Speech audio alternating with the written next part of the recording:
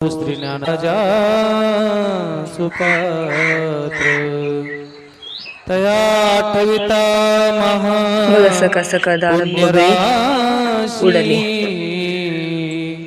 2-3 दिवस झाले सारखी दारात बगळे येते तर श्री बघा सद्गुरु इकडून उडाली.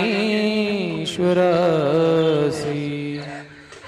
पुंडलिक वरदाहर विठ्ठल सकाळ श्री सकाळी उडाल दारात सगळे ज्ञानदेव चिचेवर बसलेत. तर इथं हे दुखणं कळडू याला काय बरं वाटणं, याला टॉनिक आणलं, दवाखाना केला, सगळं केलं. 2दा डॉक्टर बोलला पण याला काही फरकच नाही. अवधूत चिंतन तर मी श्री याला इकडे आणून याला गुरुदेव खायला टाकले, पण दत्त तो काय खायना. गोपाल कृष्ण भगवान की जय, सकल संत भगवान की जय. सकाळ रघुपती सकाळचं हिव इतका छान राघव वाटतो ना, इतका छान वाटतो ना. राजा तर राम बघतच राहावंशी पतित वाटतं, इतकं छान वाटतं सकाळ पावन सकाळ हिव. तर सीताराम. अशी आमची सकाळची याची सुरुवात. इथं आमची मैना उभा केली, तिचा हार पूर्ण हे झालाय घातलेला. रघुपती राघव राजा चला मैत्रिणींनो, राम करू पतित दिवसाची सुरुवात तर झालीच आहे, पावन करू आपल्या कामाला सुरुवात. तर तोपर्यंत ब्लॉगला कंटिन्यू राहा. यांचं बरं आहे आपलं, उठलं की लगेच खायला सुरू, उठलं का लगेच खायला सुरू, टेन्शन नाही, नो पतित टेन्शन. पावन सीताराम पतित पावन सीताराम. तर हाय माझ्या सर्व मैत्रिणींना. आणि तुम्ही विचार करत असता की आज एवढं निवांत शांत कम बसल्यात. तर आज इतकं डोक्याला टेन्शन आलं ना की किती माणूस माणसाचं हो, जनावरच हो, लहान लेकरासारखं सगळं जीव लावितं हे करताना अचानक जर काही असं म्हणलं ना तर आणखीन असं डोक्यात टेन्शन येतं. तर तुम्ही ब्लॉगच्या स्टार्टिंगला बघितलंच की सकाळ सकाळ मी इथं हे दाखवलं, आजारी करडू होतं ते इथं आणून ठेवलं होतं मी. तिकडं शेळ्या खाऊन देत नाही त्याला चारा, त्याच्या पुढचा खात्याचा त्याला टाकलेला, म्हणून मी इथं आणून ठेवलं.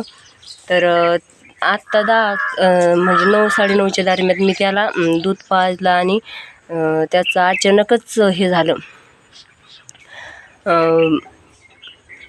भावपूर्ण श्रद्धांजली त्याला. तर असं म्हणजे इतकं हे आलं ना माझ्या समोर, माझ्या डोळ्यासमोर असं त्यांनी डोळे हे केले, जीव सोडला. इतकं कसं तरी झालं ना, म्हणजे आपण किती लहानपणी जीव लावतो. आणि त्याला ताप आला होता, त्याला डॉक्टर बोलवला 2-3 वेळेस. आणि त्याला काल त्यांनी भरलेली मोठी टॉनिकची बाटली आणली, म्हणलं त्याला ताकद नाही तर त्याच्यामुळे ते उठाना.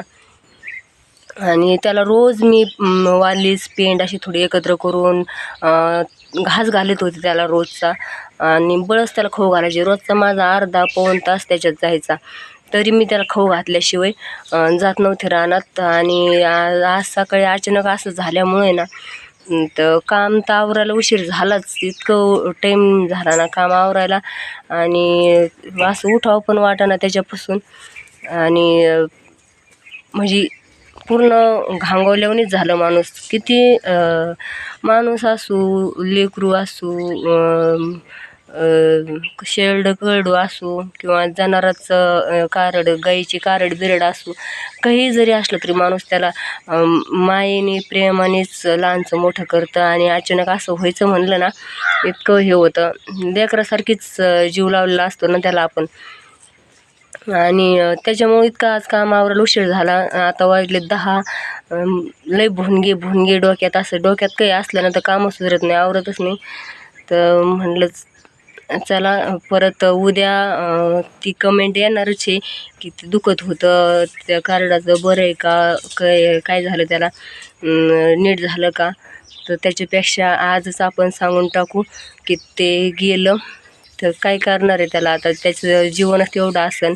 आणि त्याला सारं तर 1.5 महिन्याचं होतं, पण 1.5 महिन्यासाठीच देवानी जन्माला घातलं आणि परत नेलं बी. लई सकाळ धरून डोक्याला हे आलं, टेन्शन आलं, पण आता विलाज नाही. आता तेच जर डोक्यात धरून बसलं तर बाकीचे कामं रवून पण देता येणार नाही तसेच. त्याच्यामुळं मी डबा भरला आहे, आवरलं आहे सगळं. हे बघा बाटली बिटली घेतली, सगळं घेतलं आहे. पण तरी मला जाऊशी वाटत नाही कापूस याचायला. मनच नुसतं आज चलबिचल करते. तर आणि माझं त्यातल्या त्यात माझं पण तब्येत हे नाही, कारण सर्दीने त्याने माझा पण आवाज अजून तुम्हाला कळत असं अजून पूर्ण क्लिअर नाही आहे माझा आवाज. पण तसंच आवरते जाते का आम्हाला. म्हणलं चला आता जावंच लागन, नाही जाऊन काय करता कोणाला सांग. आता कापूस तर याचा जर राहिला ते याचाच लागणार आहे. तर चला मग भेटू पुढं. ब्लॉगला कंटिन्यू राहा, लाईक करा, शेअर करा, कमेंट करा, चॅनलला सबस्क्राईब नसलं केलं तर करा. आणि काय म्हणणार होते पण जाऊ द्या आता. त्यांना सांगितलं शेळ्या काढायला खायला टाका, लक्ष द्या. त्यांचं तर लक्ष असतं दिवसभर, पण तरी बी. चला मैत्रिणींनो, दिवसभराची ड्युटी पूर्ण झाली, घरी आले. आणि घरी आल्यावर ते करडाचं ध्येन आलं तर बसले एका जागेवर. तर करडू आले का वरडायचं ना, तर मी रोज त्याला उली उली खाऊ घालायला हाताने माझ्या घास घालीत होते, हे करीत होते. तर रोज जात होते शेळ्याच्या याच्यात जावं लागायचं मला. कामून आल्या दरवाजा उघडायच्या अगोदर आणि त्याला खाऊ घालावं लागायचं. तर आज जसं त्याचा कान आता माझा आवाज गुंजतोय असं हो राहिलं. आणि गाईनी तुम्ही तर बघितलंच ब्लॉगमध्ये, गाईनी ते वासरू दिलं होतं. तर ते पण आज मालकाने विकून टाकलं. म्हणजे एका ह्याच्या 2 जित्राबा आपले गेले म्हणजे घरून इथून. तर असं घर सुनं वाटतं. म्हणजे आपण ते एक माणूस असल्यासारखीच गंमत असते. कारण एखादा माणूस जर घरातलं कुठंतरी गेलं तर माणसाला कसं असं उदासल्यावानी होतं, घरी थांबूशी नाही वाटत. आणि घरी आलं की त्या माणसाचं ध्यान येतं, आठवण येते. तसंच झालं मला आज. आल्यास थोडंसं असं सुनं वाटलं. तर मी म्हणलं काय आलं कमून असं वाटतंय. तर ते कार्डाचं तर आलंच लक्षात. म्हणजे घरी दिवसभर तर ते आज माझ्या ध्यानातून गेलंच नाही. पण वासरू पण बघितलं तर ते पण नाही, त्यांनी ते पण विकून टाकलं. आणि ते पण आता 15 जवळजवळ 3 वार झाले होते ते पण इथं होतं. तर त्याला पण विकलं त्यांनी आजच. आणि एक तर आधीच तर सर्दीने त्यांनी जाम आज दिवसभर ते करडू शेळीचा याच्यात होतं मनात. तर आणखीनच असं घरी आलं तर आणखीन असं हरवल्यासारखं वाटतंय. आणि बोर झाले आज ना. माझा आज अख्खा दिवसच बोर गेला. काय कधी एखाद्या दिवशी कसा उगवतो काय नाही, एखाद्या दिवशी किती खुश माणूस, एखाद्या दिवशी काहीतरी हेच टेन्शन डोक्यात असलं की मग माणूस आणखीनच थोडंसं नाराज होतं. तर शेळ्या गेल्याच चरायला. पण त्या शेळ्या चरून यायच्या अगोदर मी रानातून आल्या जायचे, त्याला खाऊ घालायचे, त्याला पाणी पाजायचे. तर प्यायचं ते. आणि माझा आवाज आला की ते लगेच वरडायचं. त्याला वाटायचं आली. त्या गेटचा आवाज आला की लगेच मोठ्याने वरडायचं. ते मान फिरूनसुद्धा बघत नव्हतं, कारण ते गळून गेलं होतं. त्याला तापच तेवढी होती. 105 106 ताप होती. 2-3 दिवस ताप उतरलीच नाही त्याची. आणि त्याला भरपूर गोळ्या औषधं केले, डॉक्टरला बोलवलं, सगळं केलं. पण काय म्हणतात ना, ज्याचं जेव्हा भरण तेव्हा जावंच लागतं. ते कुणी असू, जनावर असू का काही असू, तसं झालं आणि त्याला जावंच लागलं आज. तर शेतकऱ्याचं एक जोडधंदा म्हणजे हेच असतं, जनावरं, ढोरं, गाया, शेळ्या.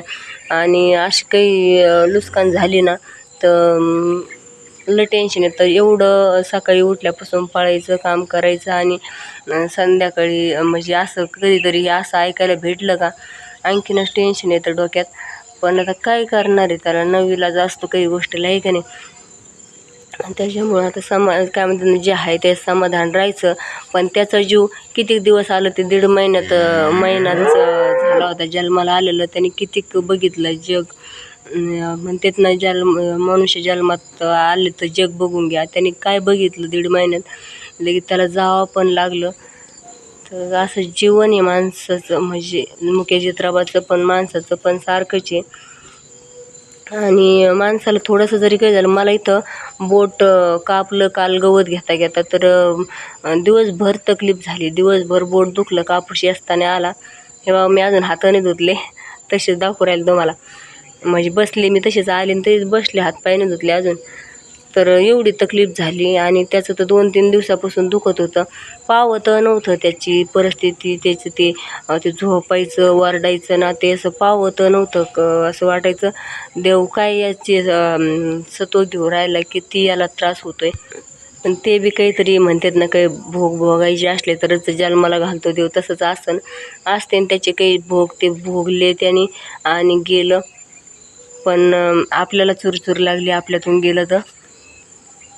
चला मग बाय. लाईक करा, शेअर करा, कमेंट करा, चॅनलला सबस्क्राईब नसलं केलं तर करा आणि व्हिडिओ पूर्ण बघा. तर चला मग भेटू पुढच्या ब्लॉगमध्ये. हॅलो स्वागत आहे तुमचं माझ्या चॅनलवर. मी आहे निर्मला पाटील. तर आज आलेलो आहे तुळशीच्या लग्नाला बघायला गर्दी आणि तुम्हाला बॅक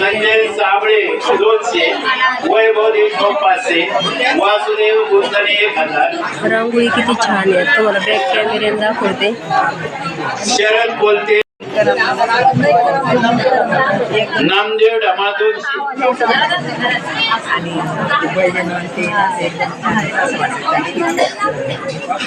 तुळशींद्रावनाची रांगोळी. अण्णासाहेब भोसले पाचशे.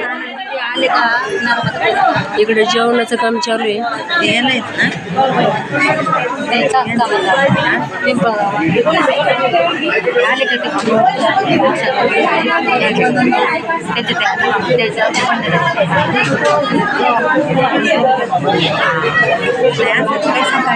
लक्ष्मण नन्नवरे 200.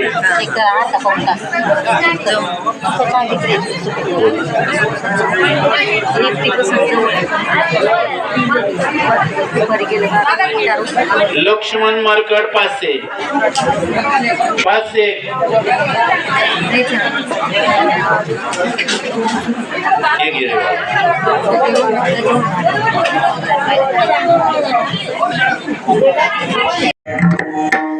तुळसी नामाचा निज छंद, तुळसी नामाचा निज छंद, एका जनार्दनी आनंद. प्राप्त काळे दर्शन घडता पुण्य कोटी यज्ञ.